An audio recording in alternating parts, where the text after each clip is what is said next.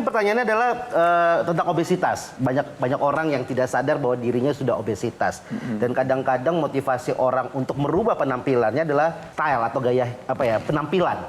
Sebenarnya itu bisa menjadikan modal dasar untuk melakukan perubahan, atau tuh malah menjadi jebakan sendiri nih. Iya. Gimana? Kalau saya melihatnya dari sisi yang menguatkan hati, justru membuat orang mau jadi punya pola hidup sehat memang berawal dari visual. Jadi ada istilah yang mengatakan garis tipis antara kontribusi dan signifikansi. Kontribusi itu adalah buat kita sendiri, signifikansi adalah apa kata orang.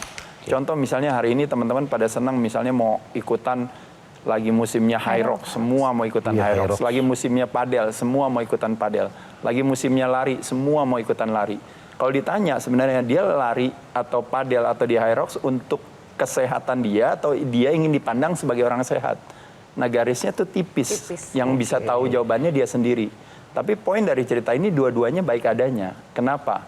Karena dia tetap ada di tempat high rocks, ada di tempat padel, dan ada di tempat lari. Jauh lebih bagus daripada dia ada di tempat lain yang mungkin membuat dia jadi menjauhkan dia daripada sakit gitu. Tapi kan yang menarik Mas adalah ketika misalnya itu menjadi musiman, oke padel, semua orang padel, semua high rock, semua orang high rock. Ya kenapa ya semua orang nyalek, semua nyalek. Gimana sih Kak? Gimana sih? Lu sih Kak gampang. Nggak maksudnya jadi distract. Maksudnya adalah ketika itu sudah nggak musim kan berarti motivasinya jadi. Bisa jadi, tapi ada satu istilah yang mengatakan rule of 21 katanya. Jadi rule of 21 itu sebenarnya sederhana, ketika kita punya satu perilaku baru, kita lakukan terus menerus itu, dalam kurang lebih sekitar 3 minggu itu akhirnya badan beradaptasi untuk merasa aktivitas tersebut lebih nyaman bagi dia lakukan dibandingkan dengan itu. Jadi kita cuma berharap terjadi kecelakaan di sana yang menguatkan hati, akhirnya jadi beneran jadi suka padel dan ternyata akhirnya jadi bagus. Gara-gara high rocks tadinya disuruh latihan beban nggak mau kan, maunya lari terus. Gara-gara high rocks akhirnya terintroduce dengan latihan beban. Yang tadinya juga gara-gara nggak pernah olahraga, jalan aja sebentar 100 meter udah capek. Gara-gara hari ini semua ada 5K, ada 10K, dan semua kepengen kumpulin medali. Mulai dari Bali sampai Berlin, ya tiba-tiba jantungnya jadi pada sehat semua masyarakat di Indonesia. Kenapa tidak? Nah, satu pertanyaan dari saya. Selain tadi yang tren adalah mau paddle, high rocks. Kalau saya olahraga itu kadang tuh selalu mendengar, strength dulu, kardio dulu. Sebenarnya lebih bagus yang mana sih Mas, kardio atau strength? Ya sebenarnya dua-duanya nggak masalah, tapi kalau kita berbicara sistem energi, kita kalau latihan beban kita mayoritas menggunakan gula sebagai sumber tenaga. Nah jadi ketika kita dahulukan dia, setelah latihan beban kita kardio, maka pada saat kita kardio kita langsung masuk ke dalam yang namanya zona bakar lemak. Zona di mana badan setelah gula darahnya udah turun, nah pada saat itu badan sudah siap menggunakan lemak sebagai sumber tenaga. Makanya kalau di kardio namanya kurang lebih zona 2, jadi kira-kira antara 60-80% maksimal detak nadi kita per menit. Nah itu biasanya udah kita masuki setelah kalau kita kardio habis latihan beban. Kalau seandainya kita misalnya habis makan lalu kita kardio, untuk badan pakai lemak sebagai sumber tenaga butuh kurang lebih sekitar 20-30 menit dulu. Gulanya diturunin dulu baru dia pakai lemak sebagai sumber tenaga. Nah kecenderungannya orang kadang-kadang pagi bangun makan bubur ayam.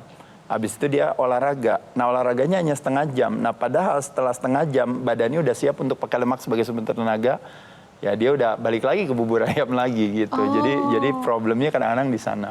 Nah. Ya jadi perut kosong, fasted workout atau fasted cardio salah satu strategi yang siasat yang bagus menurut saya. Tapi saya penasaran mumpung Mas Aderai di sini, boleh nggak sih Mas dikasih contoh gitu gerakan-gerakan otot sederhana aja yang mungkin kita bisa lakukan dan mungkin bisa dicontoh. Gian, ayo dong Gian. Berdiri di sampingnya Mas Aderai, aku pengen lihat. Sama-sama pamer otot ya. Sama-sama pamer otot. Gimana, tepuk tangan buat dia. Untung lo pada lo ya. Coba. Mulai tahan napas biar perutnya nggak kelihatan. Saya kasih yang edukasi aja yang paling gampang. Nah, betul Mas. Mas Gian yang paling gampang aja. Salah satu kalau membayangkan tubuh kita adalah kepulauan di Indonesia. Nah, populasi terbesar adanya di pulau apa? Jawa. Di Pulau Jawa. Nah, jadi membayangkan populasi masyarakat kita ini adalah si otot kita. Otot terbesar itu adanya di Pulau Jawa. Berarti populasi otot terbesar adanya di Pulau Jawa. Pulau Jawa kita adanya di kaki.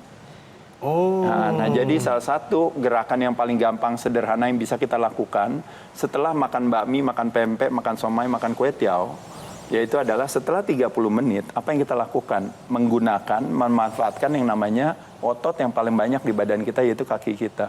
Nah, gerakannya sederhana. Mas Gian, coba kita jongkok begini aja. Jongkok, coba. Jongkok aja. Jongkok. Jawa adalah kunci. Iya, betul. Coba jongkok ya. Iya, jongkok. Iya, oke. Jawa Nah, adalah ya sekarang kita berdiri kaki lagi. itu. Iya, oke. Ya, nah sekarang kita jongkok lagi.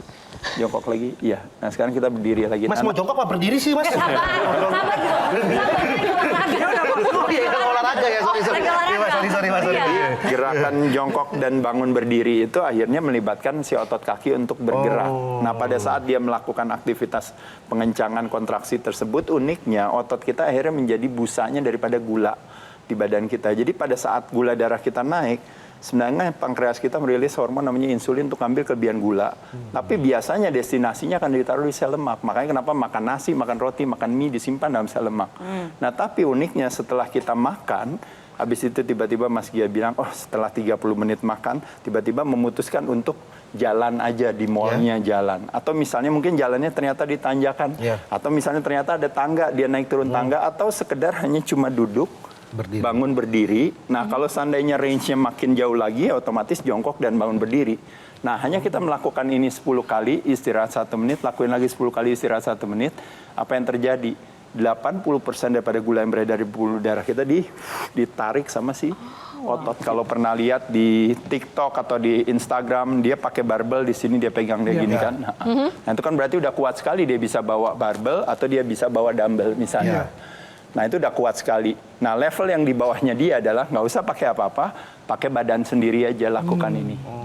Nah, ini masih nggak kuat juga, misalnya kita masih nggak kuat juga, apa yang kita lakukan? Yang kita lakukan juga misalnya, bisa juga misalnya kita pegangan, tangannya pegangan di sini. Nah, baru kita lakukan. Nah, jadi kita dibantu sama ada pegangan di sini. Nah, masih nggak kuat juga, kita duduk aja di sini, bangun berdiri.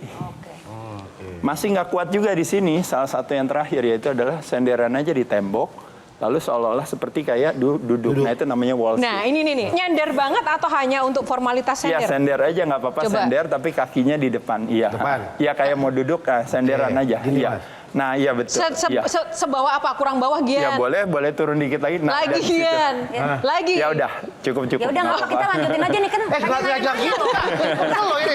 Di situ pegel loh ini. Ya itu namanya statik kontraksi. Jadi kalau nggak kuat juga, Kang Maman, itu kayak gitu aja juga nggak apa-apa. Kita sesuaikan dengan umur dan kemampuan aja. Iya. Oke, tepuk tangan buat Gian. Benar lagi. Ketika ditanya sama Johanna, otot adalah otak dan tulang. Betul. Maknanya apa? Jadi kalau membayangkan orang tua, itu ada 2 ketakutan orang semakin menua. Misalnya ketakutan Kang Maman ada 2 sebenarnya kalau semakin menua. 1 yaitu adalah tidak bisa ketemu cucu. Dan yang kedua adalah lupa sama cucu. Nah, tidak bisa ketemu cucu artinya biasanya tidak bisa gerak. Faktor tulang. Untuk ketemu cucu. Karena apa? Nah, karena asosiasi orang semakin tua katanya tulangnya melemah.